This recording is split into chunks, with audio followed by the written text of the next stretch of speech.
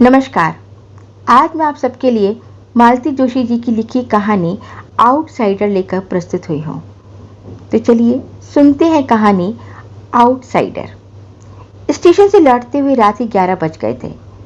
नए जोड़ी के हनीमून पर रवाना होते ही शादी का कार्यक्रम एक तरह से संपन्न हो गया था। नीलम थकान से निढाल हो रही थी, पर सब कुछ ठीक से निपट जाने से मन एकदम हल्का हो गया था। अब वह निश्चिंत होकर बिस्तर में दुबक जाना चाहती थी, पर जनता का इरादा कुछ और ही था। बच्चों को जबरदस्ती सोने के लिए भेजकर सबके सब ड्राइंग रूम में ही जम गए थे। थोड़ी देर बैठ लो ना दीदी, पूनम ने कहा। पिछले दिनों इतनी भागा भागम मची रही कि फुर्सत से बैठकर दो बातें भी न हो पाई। पम्मी ठीक ही कह रही थी। घर की इस आखिरी शादी में पूरा परिवार इकट्ठा हो गया था। सुदीप तो इतनी दूर कनाडा से आया था, पर कुशल क्षेम पूछने के अतिरिक्त उससे भी ज्यादा बात करने का वक्त नहीं मिल पाया था। पूरे वक्त आपाधापी ही मची रही। अब जाकर थोड़ी फुर्सत मिली है तो इन लोगों के जाने की घड़ी भी पास आ गई है। पूनम 4 दिन बाद अपने ससुराल चली जाएगी। सुदीप भी अपने ससुराल वालों से मिलना चाहेगा। भला इतनी दूर बार बार आना कहाँ होता है। शादी के बाद पहली बार तो आना हुआ है। सुषमा भी तो अपनों से मिलने के लिए कुल बुला रही होगी। सोने का प्रोग्राम मुलतवी कर नीलम अपनी प्रिय कुर्सी पर बैठ गई। एक सुमित को छोड़कर उसका पूरा परिवार उसके सामने था। सुदीप, सुजीत दोनों भाई, उनकी बहुएं सुषमा और अलका, बहन पूनम और उसके पति नरेश। अपने इसी परिवार के लिए वे पिछले 25 वर्षों से खटती आ रही थी। आज छोटी की शादी के साथ उसकी सारी जिम्मेदारियां पूरी हो गई थी। वे अपने आप को बहुत हल्का और कृतार्थ अनुभव कर रही थी। तुम सब लोग आ गए, बड़ा अच्छा लगा। शादी में रौनक आ गई, उसने भाव विभोर होकर कहा। दीदी, हम लोग को तो खैर आना ही था, पर असली रौनक तो बड़े भैया के आने से हुई है, पम्मी बोली। पिछली दोनों शादियों में वे नहीं थे तो बहुत बुरा लगा था। इस बार तो उसे आना ही था, घर की आखिरी शादी जो थी, नीलम ने कहा। अरे इसके लिए तो समधी जी से भी लड़ गई थी मैं। साफ कह दिया कि भाई साहब, जब तक बड़े का प्रोग्राम नहीं आता मैं शादी की तारीख तय नहीं कर सकती। घर की आखिरी शादी है, सबका होना निहायत जरूरी है।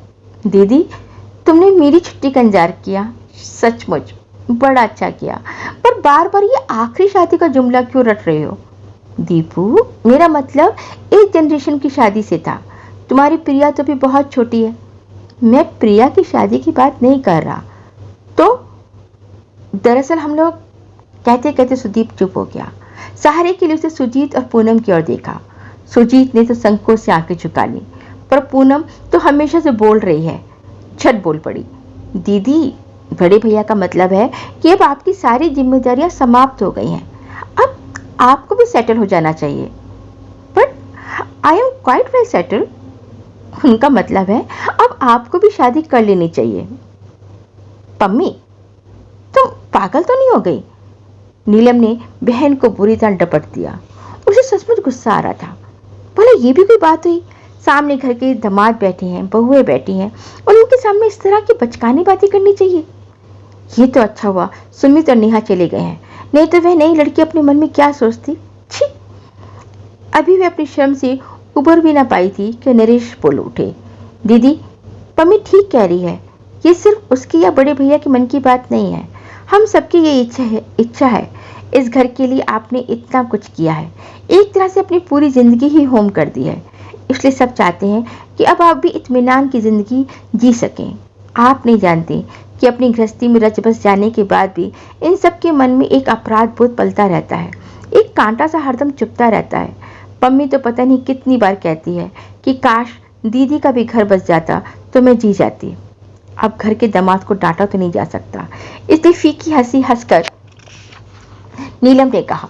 मैं तुम लोगों की भावना समझती हूँ नरेश, पर घर बसाने की भी एक उम्र होती है। होती क्यों नहीं, जरूर होती है। और आप अभी उसी उम्र के दायरे में ही हो। वो तो शुरू से आप सबकी गार्जियन बनी रही, इसलिए आपने आपको बुजुर्ग समझने लगे। नहीं तो 45 भला कोई उम्र होती है? आप चाहें तो अभी भी आपके लिए दर्जनों प्रस्ताव आ सकते हैं। नीलम ने कोई जवाब नहीं दिया। ऐसी बचकानी बातों का कोई जवाब भी क्या दे। उसने तो उसे महज मजाक समझा, पर वे लोग सचमुच दर्जन भर प्रस्ताव बटोर लाए थे। लगा कि छोटी की शादी का तो बहाना था। वे लोग शायद इसी अभियान के लिए इकट्ठा हुए थे। उन लोगों की गुपचुप खिचड़ी पकती रही और उसे कानों कान खबर तक न हुई। उसे तो तब पता चला जब एक लंबी चौड़ी लिस्ट उसे थमा दी गई। फिर भी उसने इस बात को गंभीरता से नहीं लिया। केवल मनोरंजन के लिए वे पूरा ब्यौरा पड़ गई थी। उसे हंसी भी आई थी और आश्चर्य भी हुआ था कि लोग कैसी कैसी विपरीत परिस्थितियों में भी शादी का शौक पालते हैं। उसे फुर्सत से विचार करने के लिए कहा गया था, पर सुदीप और सुषमा दूसरे ही दिन उसके कमरे में आ थमके। उन्हें शायद सबसे ज्यादा जल्दी थी। कनाडा जाने से पहले वे सब कुछ तय करके जाना चाहते थे। उनके पीछे पीछे सुजीत भी आ पहुंचा। लगा कि दोनों भाई दल बांधकर उस पर हमला करना चाहते हैं। थोड़ी देर इधर उधर की बातें होती रहीं। फिर सुदीप ने एक एक पूछ लिया, दीदी तुम्हें वो लखनऊ वाला प्रपोजल कैसा लगा? कौन सा? वो अवस्थी जी वाला? ना बाबा, शादी के तुरंत बाद नानी बनने का अपना तो कोई इरादा नहीं है। तो बरेली वालों को देख लेते हैं, सुषमा ने सुझाव दिया। उनको तो बेटे हैं, शायद वे भी छोटे हैं और उन बेटों को वो हॉस्टल में रखने को तैयार है। सुदीप ने जानकारी दी। इसी को कहते हैं हिपोक्रेसी। इधर तो वे प्रचारित करेंगे कि हम सिर्फ बच्चों की खातिर शादी कर रहे हैं और फिर उन्हीं बच्चों को हॉस्टल में ठूसने को भी तैयार हो जाएंगे। ऐसे दो मुंहे लोगों से मुझे सख्त नफरत है। जाने दो, बरेली वालों को गोली मारो, सुजीत बोला। मुझे तो नरेश के जीजाजी वाला प्रस्ताव भी बहुत अच्छा लगा। एक तो माँ से डिप्टी कलेक्टर है, दूसरे थोड़ा बहुत लिखने पढ़ने का शौक भी रखते हैं। He will be a perfect companion. उन्हीं की बात कर रहे हो ना जिनकी लड़की ने आत्महत्या की धमकी दी है? अरे क्यों मेरे सिर हत्या थोपना चाहते हो? अरे इन धमकियों से कुछ नहीं होता दीदी। पम्मी की सास ने भी तो कहा था कि अगर शादी हुई तो मिट्टी का तेल छिड़क लूंगी, पर क्या हुआ? कुछ नहीं। 2-4 साल मुंह फुलाए रही, अब सब ठीक चल रहा है। जीतू किसी दिन फुर्सत मिले तो पम्मी से पूछना ये 2-4 साल उसने कैसे काटे हैं। एक तो वह शुरू से ही दिलेर है, फिर प्यार का जोश भी था, इसलिए सब कुछ हंसते हंसते झेल गई। वैसे भी कच्ची उम्र में सहना आसान होता है, पर इस उम्र में इतना तनाव मैं नहीं झेल पाऊंगी। 20 साल की उम्र से मैदान में खड़ी हूँ, परिस्थितियों से लड़ते लड़ते तंग आ गई हूँ, थक कर चूर हो गई हूँ। अब जाकर थोड़ा सुस्ताने का मोहलत मिली है। मैं इस मोहलत का भरपूर एंजॉय करना चाहती हूँ। ये मत समझना कि मैं तुम्हारी भावनाओं को समझती नहीं हूँ, समझती भी हूँ और कद्र भी करती हूँ, पर मेरे लिए इतनी सोच विचार करने की जरूरत सचमुच नहीं है। अब मैं सिर्फ शांति चाहती हूँ, शांति और आराम, बस, इससे ज्यादा कुछ नहीं। Thanks all the same. तीनों अपना सा मुंह लिए उठ गए। कमरे से बाहर 2-4 कदम ही गए होंगे कि सुषमा बोल पड़ी, मुझे मालूम था वे मना कर देंगी। इतने दिनों तक इस घर में बॉसिंग करती रही हैं, ससुराल में धौंस डपट सहना उनकी बस का थोड़ी है। क्या बात करती हो भाभी, अब इस उम्र में उनसे धौंस डपट कौन करेगा? क्या? औरों के ना सही, पति की तो सहनी पड़ेगी, उसकी जी हजूरी तो करनी पड़ेगी। अनचाही सारी बात नीलम के कानों में टकरा गई। उसे सोचा सुषमा ठीक ही कह रही है। इतने दिनों तक इस घर में एक छत्र शासन करने के बाद अब एक किसी का शासन स्वीकार नहीं कर पाएगी। शादी के इस पहलू पर तो उसने सोचा ही नहीं था। अच्छा ही हुआ जो ये किस्सा शुरू होने से पहले ही उसने खत्म कर दिया। पर कहाँ, 24 घंटे भी नहीं बीते और पूनम ने उसे घेर लिया। उसने तो प्रस्तावना में समय भी नहीं बर्बाद किया, सीधी शुरू हो गई। भैया भाभी बता रहे थे तुमने शादी साफ इनकार कर दिया। तो और क्या करती? तुम लोगों को पागलपन का दौरा पड़ा है तो क्या? मेरा दिमाग तो अभी साबुत है। पम्मी क्वेश्चन चुप रही, फिर धीरे से बोली, तुम हमेशा अपनी ढंग से सोचती हो, कभी औरों की दृष्टि से भी सोचा करो। क्या मतलब? तुम नहीं जानती इन लोगों के मन पर, खासकर सुजीत और अलका के मन पर कैसा भार सा बना रहता है। अलका कहती है हम तो जिंदगी को कभी ठीक से एंजॉय नहीं कर पाए, एक अनब्याही ननद का साया हमेशा हमारी खुशियों पर मंडराता रहता है। So sad. नीलम ने हंसकर कहा, भाई अपनी अलका रानी को समझा देना कि मेरे लिए इतना परेशान होने की जरूरत नहीं है। मैंने जिंदगी की किताब में से पेज बहुत पहले फाड़ कर फेंक दिए थे जिन पर शादी की इबारत लिखी हुई थी। दीदी क्या वे पेज फिर से जोड़े नहीं जा सकते? पम्मी तुम नहीं जानती अरमानों को दफन करना कितना असहनीय होता है। उन्हें वापस जिलाना तो शायद और भी पीड़ा देगा। और मुझे डर है कि अगर मुझे मजबूर किया गया तो मैं सपनों के टूटे हुए सिरों को वहीं से उठाना चाहूंगी जहाँ छोड़ा था। मैं समझी नहीं दीदी। पम्मी मेरी उम्र चाहे जो भी रही हो, मेरे सपने अभी भी किशोर हैं। मेरे भाई लोग जैसे एंटिक पीसेस मेरे सामने परोस रहे हैं, उनसे इनका कोई मेल नहीं है। दीदी ट्राई टू बी प्रैक्टिकल। अगर तुम्हारी समय से शादी हो गई होती तो हमारे जीजा जी भी आज उम्र के इस दौर में होते। समय से शादी नहीं हुई, यही तो परेशानी है पम्मी। पति पत्नी साथ साथ बुढ़ाते हैं तो कोई फर्क नहीं पड़ता। उस लंबी यात्रा में इतनी सारी चीजें जिंदगी से जुड़ जाती हैं कि उम्र का एहसास पीछे छूट जाता है। तुम्हारी बातें तो मेरी समझ से बाहर होती जा रही हैं, तो समझने की कोई जरूरत भी नहीं है। इसे एक मजाक समझकर भूल जाओ। मैंने भी तो तुम्हारे प्रस्तावों को मजाक से ज्यादा कुछ नहीं समझा। दरअसल अब शादी की बात ही मन से उतर गई है। तुम लोगों ने विचार फिर से जगा दिया है तो सोचूंगी, कोई सही आदमी मिला तो बता भी दूंगी। पर अब इस उम्र में मैं कोई रिश्ता जबरदस्ती नहीं ओढ़ सकती। सॉरी। एक बात और थी दीदी, अब क्या रह गया? तुमने इस घर को लाख अपने खून से सींचा हो, पर यह घर कभी तुम्हारा अपना नहीं हो सकता। तुम यहाँ हमेशा आउटसाइडर ही रहोगी। क्या बात करती हो? मैं सच कह रही हूँ। अभी तो तुम्हारे पास अपनी नौकरी है, इसलिए कोई फर्क नहीं पड़ता। पर कल को जब रिटायर हो जाओगी तो तुम्हारी हैसियत इस घर में एक फालतू सामान की सी रह जाएगी। तब तुम्हें मेरी बात याद आ जाएगी। नीलम कहने को हुई कि जिस दिन ऐसा होगा मैं तुम्हारे यहाँ चली आऊंगी, पर नहीं कहा। ये प्रस्ताव तो पूनम को खुद देना चाहिए था। नहीं दिया तो बुरा भी लगा, पर चुप लगा गई। अब इसे क्या कहें? वह बेचारी तो खुद ससुराल के आतंक से त्रस्त है। कहना होगा तो सुदीप से कहेगी। खुद तो इंजीनियर बनते ही शादी कर ली और विदेश चला गया, दोबारा पलट कर भी नहीं देखा। तब का गया अब आया है। वहां बैठकर दीदी का ख्याल नहीं आया।